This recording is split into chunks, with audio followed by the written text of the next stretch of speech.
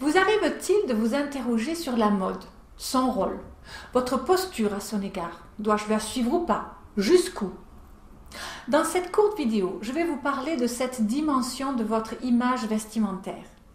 Bonjour, je suis Mademoiselle M, révélatrice de votre meilleure image. Et je vais vous donner quelques conseils fondamentaux pour inscrire votre garde-robe dans la qualité et non plus dans la quantité. Le but étant d'acheter moins mais mieux.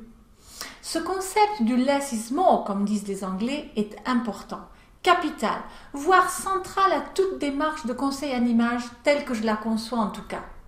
L'idée est de vous amener d'un sentiment de maladresse, de doute, de frustration, voire parfois carrément de désespoir pour certaines parmi vous, à un état jubilatoire, d'assurance, de joie et de créativité. Ce que je vais vous expliquer ici est bien sûr tiré de mon expérience du conseil en image et du personal shopping pratiqué auprès de mes milliers de clientes, mais bien sûr aussi dans ma garde-robe et même dans ma vie dans son ensemble. Alors, de quoi s'agit-il au juste? Nous sommes animés par deux mouvements apparemment contradictoires de l'image et de la mode. Affirmer notre différence pour nous démarquer ou afficher notre ressemblance pour mieux nous intégrer. Nous voilà déchirés entre l'individualisme et le conformisme. Le premier nous plonge dans le désir de nous constituer un look personnalisé. Vêtements, couleurs, matériaux, associations, maquillage, coiffure, tatouage, etc. Bref, un style et une esthétique individuelle qui soulignent notre spécificité, notre unicité et notre originalité. Chaque personne souhaite idéalement être son propre modèle afin de laisser transparaître l'image d'un individu bien dans sa peau. Dans la mode, ce désir d'individualisme et de liberté explique la diversité des tendances actuelles. Et en réponse à cette volonté de distinction, on constate une diversification des canons de beauté, ce qui est très bien. Mannequins atypiques, de couleurs, beaucoup plus âgés, etc.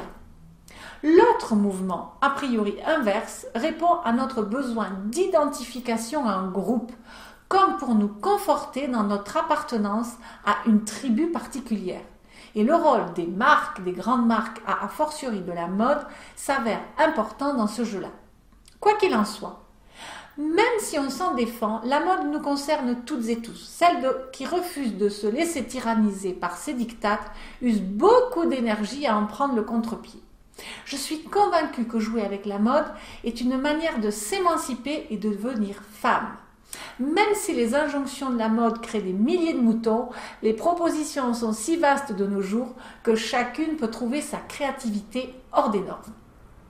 Se sentir bien dans ses vêtements est lié à un bon équilibre personnel, celui de se sentir libre d'adopter des tendances qui nous ressemblent et de s'affranchir ou non de ce que la mode propose. Ceci est un peu l'essence du conseil en image.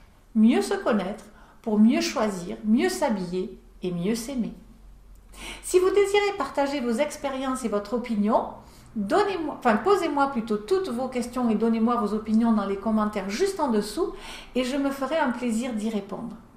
Pour l'heure aussi, si vous voulez en savoir plus sur ce détail, sur ce point de la gestion de votre garde-robe, eh bien, je vous invite à suivre le lien en dessous pour aller récupérer n'importe quelle autre de mes vidéos phares, plus dense, qui va vous guider vers ce moins c'est plus, et plus particulièrement peut-être celle sur les 6 erreurs de shopping vestimentaire qui vous coûtent des milliers d'euros.